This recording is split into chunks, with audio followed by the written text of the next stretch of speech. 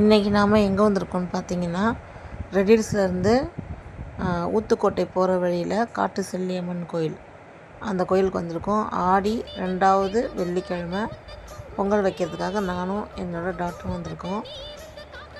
Riddles to Uthukottai bus ஏறணுன்னா நம்ம ஃபேமஸான பெரியபாளையத்தம்மன் கோயில், அந்த கோயில் தாண்டி போகிற வழியில் ஷேராட்டை பிடிச்சி வந்து இறங்கியாச்சு. இந்த அம்மா இங்கே பார்த்தீங்கன்னா இந்த மரத்துக்கு கீழே 2 சர்ப்பம் பின்னா மாதிரி ஒரு சாமியும் அதுக்கப்புறம் விநாயகரும் இருப்பாங்க. இந்த கோயிலை நம்ம வந்து சுலைமேனியில் இருக்கிற அந்த அங்காளம்மன் காட்டு செல்லி அம்மனை பார்க்குறதுக்கு முன்னாடி இங்கே தான் வந்து நம்ம அந்த தண்ணி, இங்கேயே தண்ணி இருக்கும். இங்கே குடம் வந்து கொடுப்பாங்க. அந்த பூ விற்கிறவங்க அவங்கக்கிட்ட இந்த குடம் ஃப்ரீ தான். குடத்தில் தண்ணி எடுத்துகிட்டு வந்து ஊற்றி அபிஷேகம் பண்ணி அதுக்கப்புறம் குங்குமஞ்சள் அதெல்லாம் வச்சு சாமி கும்பிட்டுட்டு தான் இங்கே இருக்க சாமியை கும்பிட்டுட்டு தான் நம்ம உள்ளே போகிறோம். இங்கேருந்து ஒரு 500 கிலோமீட்டரில் தான் செல்லியம்மன் அவங்க இருக்காங்க. இப்போ பார்த்திங்கன்னா இந்த தண்ணியில் மட்டும்தான், இங்கே இருக்க தண்ணியை மட்டும்தான் பொங்கலே வைக்கணும். அதுக்கப்புறம் என்ன இங்கே ஸ்பெஷல்னு பார்த்திங்கன்னா, வியாழக்கிழமை தான் ஸ்பெஷல் டே.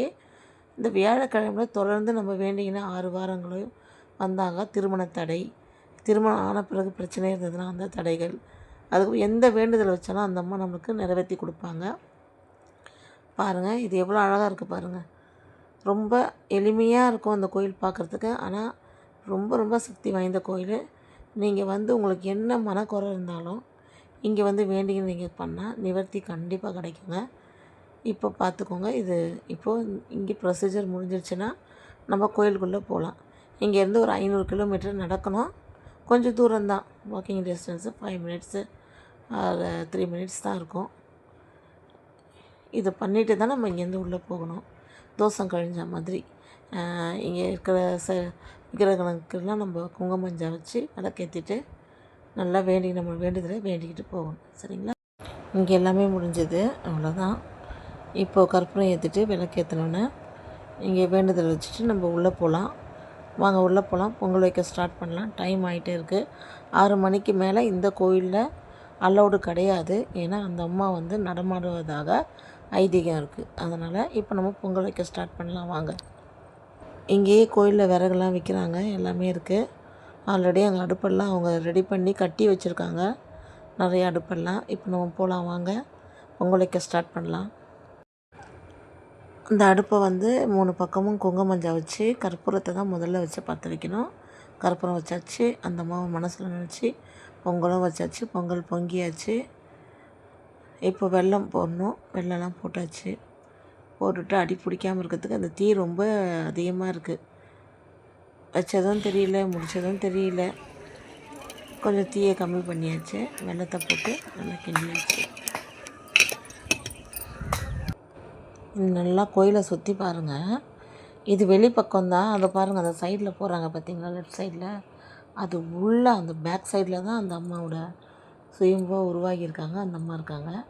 இது வந்து கொஞ்சம் வெளியே, அந்த அம்மா இருக்கிறதுலேருந்து வெளியே கொஞ்சம் வெளிப்பக்கம் சூடாக இருக்கிற இடம் பார்த்திங்கன்னா தெரியும். அங்கே நம்ம சாமியை படம் பிடிக்கிறதுக்கு அலோடு கிடையாது. இப்போ இது பார்த்திங்கன்னா ஃபுல்லாகவே கோயில் கட்டுறதுக்கு அந்த அம்மா இன்னும் உத்தரவு கொடுக்கல. கோயிலே கிடையாது, ஒரு வேர்னால தான் இது ஃபுல்லாகவே கோயிலே அமைஞ்சிருக்கும். வேர் மட்டும்தான் இருக்கும். பாருங்கள், நல்லா பாருங்கள். அந்த பேக் சைடில் 2 பேர் வந்தாங்க இல்லையா, அப்படி வந்து அந்த அம்மாவை பார்க்கணும். பாருங்கள், நான் அவங்களுக்கு தெரியாமல் எடுத்தேன். நல்லா பார்த்துக்கோங்க. அம்மன் அருளை நீங்களும் பெற்றுக்கொள்ளுங்கள். பாருங்கள், இப்படி தாங்க இருக்கும் ஃபுல்லாக. இதுக்கு தான் காட்டு செல்லியம் வீடுகள் எதுவுமே, குடியிருப்புகள்லாம் பக்கத்தில் கிடையவே கிடையாது. இந்த காட்டில் இந்த அம்மா இங்கே சுயமாக உருவாகியிருக்காங்க. நல்லா பார்த்துக்கோங்க. சுற்றியுமே வேர் தான், ஒரு செடியோட வேர் தான் ஃபுல்லாகவுமே பரவி இருக்குது. வியாழக்கிழமை வந்து இங்கே அந்த அம்மாவோட நம்மளோட குறைய நினச்சி அந்த அம்மாக்கிட்ட முறையிட்டோன்னா கண்டிப்பாக நிறைவேறுங்க. நீங்கள் பண்ணி பாருங்கள். நீங்கள் என்ன நினச்சி கஷ்டமோ இல்லை என்ன உங்களுக்கு வேண்டுதல் இருக்கோ, குறை இருக்கோ, அந்த அம்மாட்ட சொல்லி, இது வெளியே இந்த பக்கம் சூழம் தியான மண்டபம் மாதிரி இங்கே உட்காந்து தியானம் பண்ணலாம். நம்மளோட குறைகள்லாம் கொட்டி தீர்த்தோம்னா கண்டிப்பாக அம்மன் அருள் பெறலாம். கண்டிப்பாக நீங்களும் இந்த காட்டு செல்லியம்மன் கோயிலுக்கு வந்து அம்மன் அருள் பெறுக.